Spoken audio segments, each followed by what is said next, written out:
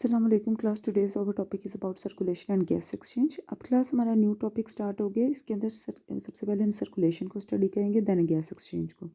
अब क्लास ये दोनों जो से पॉइंट्स होते हैं, इसमें होता क्या है, इन्होंने कहा है कि ये इंटरनल ट्रांसपोर्ट सिस्टम होते हैं। सर्कुलेशन में भी ट्रांसपोर्ट हो रही होती है और गैस एक्सचेंज में भी ट्रांसपोर्ट होती है ऑक्सीजन। अब क्लास इन्होंने कहा ये जो दोनों हमारे पास ट्रांसपोर्ट सिस्टम होते हैं, इंटरनल ट्रांसपोर्ट और सर्कुलेटरी सिस्टम होते हैं, उन्होंने कहा ये दोनों सिस्टम क्या करते हैं, एनिमल के अंदर होम्योस्टेसिस मेंटेन करते हैं, उसको न्यूट्रिएंट प्रोवाइड करते हैं वेस्ट रिमूवल के लिए, और रेस्पिरेटरी गैसेस जो हैं पूरी बॉडी के अंदर ट्रांसफ़र की जाती हैं। अब क्लास होम्योस्टेसिस क्या होता है, एक्सटर्नल बॉडी के अंदर जब भी चेंजेस आती हैं तो उसको मेंटेन करने के लिए इंटरनल बॉडी अपने अंदर जो चेंजेस लेके आती है उसको, ताकि बाहर का टेम्परेचर, बाहर जो सा एक्सटर्नल इन्वायरमेंट के अंदर जो चेंजेस आई हैं उनको मेंटेन किया जा सके, उसको हम होम्योस्टेसिस कहते हैं। अब क्लास सबसे पहले ट्रांसपोर्ट सिस्टम इन इनवर्टिब्रेट्स के ट्रांसपोर्ट सिस्टम देखते हैं। प्रोटोजोआ होता है। प्रोटोजोआ क्योंकि स्मॉल है लेकिन सरफेस एरिया उसका लार्ज होता है, surface area to volume ratio उसकी लार्ज होता है। इस वजह से क्लास वो न्यूट्रिएंट जो से गैसेस जो सी हैं, वेस्ट गैसेस, ऑक्सीजन लेना, कार्बन डाइऑक्साइड निकालना, वो किससे करता है, डिफ्यूजन के ज़रिए करता है। अब क्लास ये हमारे पास प्रोटोजोआ है। प्रोटोजोआ स्मॉल होता है लेकिन इसका सरफेस एरिया बड़ा होता है। ठीक है, सरफेस एरिया बड़ा है, इस वजह से क्लास इन्होंने कहा ये ज़्यादातर ये डिफरेंट वेराइटी ऑफ प्रोटोजोआ है। इस वजह से ये क्या करता है, ये डिफ्यूजन के ज़रिए गैस एक्सचेंज करता है। अब गर्ल्स हमारे पास आ जाते हैं। अब क्लास इन्होंने कहा इसके बाहर जो ये प्लाज्मा मेम्ब्रेन होती है और अंदर जो साइटोप्लाज्म होता है, यहाँ से हमारे पास इन्होंने कहा ये डिफ्यूजन के ज़रिए higher concentration to lower concentration जो सा है, अगर फॉर एग्जांपल बाहर ऑक्सीजन की अमाउंट ज़्यादा है, अंदर बॉडी के काम में इसे ऑक्सीजन चाहिए, तो वो डिफ्यूजन के ज़रिए बाहर से प्लाज्मा मेम्ब्रेन के ज़रिए अंदर आ जाएगी। और क्लास प्लाज्मा मेम्ब्रेन के ज़रिए पहले ये अंदर आएगी, यानी कि जब भी इन्वायरमेंट से इसने क्या करना है, बॉडी के अंदर लेके आनी है या बॉडी से बाहर लेके जानी है, तो प्लाज्मा मेम्ब्रेन के ज़रिए। और क्लास जब ये यहाँ पे साइटोप्लाज्म के अंदर ऑक्सीजन यहाँ पे आ जाएगी, तो साइटोप्लाज्म के अंदर ये डिफरेंट सेल्स जो से होते हैं वो साइटोप्लाज्म के अंदर जो सी है वो उस ऑक्सीजन को डिस्ट्रीब्यूट करेंगे, ताकि पूरी बॉडी के अंदर जितने भी सेल्स हैं उनके उनके अंदर सबको ऑक्सीजन मिल जाए।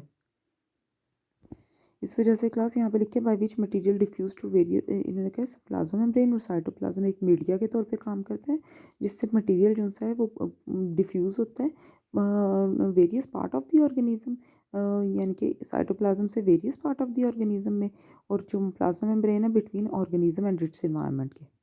नेक्स्ट है some invertebrates evolve species special transport system. उन्होंने कहा कुछ वर्टिब्रेट्स ऐसे होते हैं जो डिफ्यूजन या एक्टिव ट्रांसपोर्ट वगैरह को यूज़ नहीं करते, बल्कि उनके पास एक स्पेशल ट्रांसपोर्ट सिस्टम होता है, जैसे क्लास स्पॉन्जेस जो से होते हैं।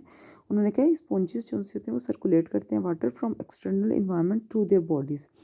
वो क्लास बाहर से वाटर को अपनी बॉडी के अंदर सर्कुलेट करते हैं। जो क्लास, क्योंकि स्पॉन्जेस का हम लोगों ने स्ट्रक्चर देखा है, वो क्या करता है, वो कॉन्ट्रैक्ट और रिलैक्स करके वाटर को अपनी बॉडी के अंदर सर्कुलेट करता है और बाहर एक्सपेल करता है वाटर को बाहर। नेक्स्ट है हाइड्रा। हाइड्रा उन्होंने कहा फ्लूइड, उसके बाद एक क्योंकि स्पेशल हमारे हमने कहा ट्रांसपोर्ट सिस्टम है, तो क्लास जो हाइड्रा होता है उसके पास एक फ्लूइड फील्ड इंटरनल कैविटी होती है, जिसे हम गैस्ट्रोवेस्कुलर कैविटी होती है। ये कैविटी क्या करती है, सप्लाई करती है nutrient to all body cell line the cavity, यानी कि क्लास ये हमारे पास कैविटी है, तो इसने जितने भी सेल्स होते हैं जिसने क्या किया होता है उस कैविटी को लाइन किया होता है, वो क्या करती है, सारे न्यूट्रिएंट जो सी है उनको प्रोवाइड करती है। और फिर क्लास जब ये कैविटी जो सी है ये सारे न्यूट्रिएंट जो से उन सेल्स को प्रोवाइड करती है जिसने उनको लाइन किया होता है, और फिर आगे से उन सेल्स को जिसने लाइन किया होता है उन पे उनके पास न्यूट्रिएंट जाते हैं, और फिर आगे से उनको जिन्होंने लाइन किया होता है उनके पास न्यूट्रिएंट जाते हैं, तो ये पूरी बॉडी को डिस्ट्रीब्यूट हो जाते हैं। उन्होंने कहा है कि क्या करते हैं, supply nutrient to all body cells line the cavity, और फिर वहाँ से simply body movement move the fluid, यानी कि वो बॉडी मूवमेंट से क्या करते हैं, फ्लूइड जो सा है वो मूव करता जाता है। ड्यूचेसिया, यानी कि प्लेन एरिया ड्यूचेसिया हमारे पास एग्जांपल आ जाती है। उन्होंने कहा इसके अंदर जो गैस्ट्रोवेस्कुलर कैविटी होती है वो हाइड्रा से बहुत ज़्यादा कॉम्प्लेक्स होती है। प्लेन एरिया के अंदर भी गैस्ट्रोवेस्कुलर कैविटी प्रेजेंट होती है। अब क्लास इसमें होता है कि प्लेन एरिया के अंदर जो गैस्ट्रोवेस्कुलर कैविटी है वो ब्रांच्ड होती है, यानी कि उसकी ब्रांचेस निकली होती है। अब क्लास ये हेल्प करते हैं run closer to all body cell. उन्होंने कहा ये जो ब्रांचेस होती हैं ये सारे बॉडी सेल के बिल्कुल पास तक मूव की होती हैं।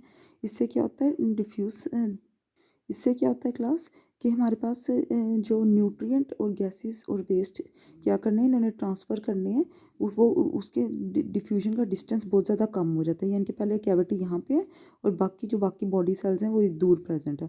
लेकिन अब क्लास उस कैविटी के अंदर से क्योंकि ब्रांचेस निकल रही हैं तो वो पास जोन से वो मूव करें। अब क्या हो रहा है, इन्होंने कहा ये डिस्टेंस जोन सा है, अब न्यूट्रिएंट को ज़्यादा डिस्टेंस पे खुद ट्रैवल नहीं करना पड़ेगा बल्कि ब्रांचेस के ज़रिए ही बॉडी सेल तक पहुँच जाएंगे। तो क्लास बॉडी मूवमेंट की वजह से इन्होंने कहा है कि various part of the body तक इन न्यूट्रिएंट गैसेस और वेस्ट जो उनसे हैं वो ट्रांसफ़र हो सकते हैं। लेकिन क्लास इसका एक डिसएडवांटेज है। Disadvantage of this system is that कि क्लास इसमें एनिमल का साइज़ जो सा होता है वो हमेशा छोटा रह जाता है, क्योंकि क्लास ये सिस्टम जो सा है उतने को ही सपोर्ट कर रहा होता है जितनी उसकी शेप होती है। तो क्लास ये क्या उसका साइज़ हमेशा क्या होता है, उन्होंने कहा वो लिमिट कर देता है, कम कर देता है। या फिर हम ये कह सकते हैं और shape that maintain small diffusion distance, या फिर क्लास वो ऐसी शेप बना लेता है जिसमें क्या हो डिफ्यूजन डिस्टेंस कम हो, यानी कि उस कैविटी से यानी कि ब्रांचेस जो निकल रही हैं वो इजीली सारे सेल तक पहुंच जाए। वो अपने शेप जो उनसे वो चेंज नहीं करता, और शेप चेंज करेगा तो क्या होगा, डिस्टेंस ज़्यादा हो जाएगा। अब ये क्लास हमारे पास गैस्ट्रोवस्कुलर कैविटी है, ठीक है, इसके अंदर से ब्रांचेस निकल रही हैं ताकि ये बॉडी सेल के बिल्कुल पास चली जाएं। अब क्लास कभी भी एनिमल जो उनसे अपनी शेप नहीं चेंज करेगा। अगर उसने अपनी शेप चेंज की, यानी कि फॉर एग्जांपल अगर मैं कहती हूँ उसने वो थोड़ा सा ज़्यादा एक्सपेंड हो गया, तो क्लास ये ब्रांचेस इधर की इधर ही रहेंगी और खुद वो क्या हो जाएगा, ब्रांचेस से दूर हो जाएगा। इस वजह से क्लास इन्होंने कहा इसका ये डिसएडवांटेज है कि वो उसको फिर न्यूट्रिएंट प्रॉपर वगैरह नहीं मिलेंगे। इस वजह से क्लास उसको अपनी शेप छोटी रखनी पड़ती है और उतनी मेंटेन रखनी पड़ती है जितनी कि उसकी होती है। नेक्स्ट है क्लास पिस्योडोसिलोमेट्स हमारे पास आ जाते हैं इन्वर्टिब्रेट्स में, रोटीफेरा होते हैं, गैस्ट्रोट्रिचा आ जाते हैं, निमाटोडा आ जाते हैं। तो रोटीफेरा, गैस्ट्रोट्रिचा और साथ में निमाटोडा, ये तीन आ जाते हैं हमारे पास। इन्होंने क्या ये क्या करते हैं, ये सिलोमिक फ्लूइड जो सा होता है वो इनकी बॉडी कैविटी के अंदर सिलोमिक फ्लूइड प्रेजेंट होता है जिसको ये ट्रांसफ़र करने के लिए न्यूट्रिएंट वगैरह यूज़ करते हैं। इन्होंने कहा class most of the animal are small, इनका क्योंकि स्मॉल बॉडी होती है and movement of body against coelomic fluid. इसका क्लास मतलब है हमारे पास, यानी कि अगर ऑर्गेनिज्म जो है वो आगे की तरफ मूव कर रहा होगा तो स्लिमो फ्लूइड आगे कैविटी में बनेगा और पूरी बॉडी को पीछे की तरफ डिस्ट्रीब्यूट हो रहा होगा। तो क्लास सिलोमिक फ्लूइड जो सा होता है डिस्ट्रीब्यूट हो रहा होगा। उन्होंने कहा which are in direct contact with internal tissue and organ, directly tissues और ऑर्गन को मिलता है और प्रोड्यूस, जिसकी वजह से क्लास प्रॉपर ट्रांसपोर्ट होती है। दूसरे इनवर्टिब्रेट्स जैसे हमारे पास आ जाता है काइनोडर्म्स वगैरह के अंदर क्या होता है, also depend on body cavity as an coelomic transport chamber, उनके अंदर भी सिलोमिक ट्रांसपोर्ट चेम्बर होते हैं, बॉडी कैविटी पर ये डिपेंड करते हैं। अब क्लास मोलस्क से स्टार्ट करते हैं। उन्होंने कहा दूसरे इनवर्टिब्रेट्स में पहले मोलस्क आ जाते हैं। उन्होंने कहा transport function occur with separate circulatory system, इसके अंदर class totally different circulatory system चलते हैं। उन्होंने कहा सर्कुलेटरी या फिर हम लोग उसको क्या कह सकते हैं, गैस्ट्रोवस्कुलर सिस्टम भी कह सकते हैं। उन्होंने कहा स्पेशल सिस्टम होता है ये, जिसके अंदर क्या होता है, मस्कुलर पंपिंग ऑर्गन होता है जिसको हम क्या कहते हैं, हार्ट। वो क्या करते हैं, एक स्पेशल फ्लूइड जो सा होता है उसे पंप कर रहा होता है जिसको हम क्या कहते हैं, हेमोलिम्फ या फिर ब्लड बोलते हैं। अब क्लास हेमोलिम्फ या ब्लड एक स्पेशल डायरेक्शन में मूव कर रहा होता है जहाँ पे उसकी ब्लड वेसल्स होती हैं, मूव कर रही होती हैं। उन्होंने कहा एनिमल किंगडम जो से होते हैं उसके अंदर टू टाइप्स के सर्कुलेटरी सिस्टम होते हैं, open circulatory system, close circulatory system. Open circulatory system में हार्ट जो सा होता है वो ब्लड पंप करता है, या हेमोलिम्फ वाइट वाइट कलर का होता है, या फिर हेमोलिम्फ जो सा है वो पंप कर रहा होता है बॉडी कैविटी तक, बॉडी के अंदर बहुत सेल टिश्यू ऑर्गन्स को डायरेक्टली पंप करता है। क्योंकि क्लास ओपन है यानी कि वेन आर्टरीज कैपिलरीज प्रेजेंट नहीं है, ये ब्लड जो सा है वो हार्ट जो पंप करेगा डायरेक्टली सेल टिश्यू और ऑर्गन के अंदर। लेकिन क्लास क्लोज सर्कुलेटरी सिस्टम के अंदर ब्लड हार्ट जो सा है वो पंप करेगा ब्लड को ट्यूबुलर वेसल्स के अंदर, यानी कि क्लास आर्टरीज कैपिलरीज और वेन के अंदर ट्रांसफ़र करेगा और फिर ये तीनों जो से हैं वो बॉडी को ट्रांसफ़र करेंगे। एनालिट जो है क्लास जैसे अर्थवॉर्म हमारे पास आ जाता है, इसके अंदर क्लोज सर्कुलेटरी सिस्टम होता है। क्योंकि क्लोज सर्कुलेटरी सिस्टम है तो ब्लड वेसल्स को ट्रांसफ़र होता है, यानी कि आर्टरीज कैपिलरीज और वेन्स को, वहाँ से क्लास न्यूट्रिएंट उसको ट्रांसफ़र होती हैं पूरी बॉडी सेल्स को और वेस्ट रिमूव होता है। अरिथ्रोपोड जो सा होता है उन्होंने कहा क्लास मोलस्क आ जाते हैं।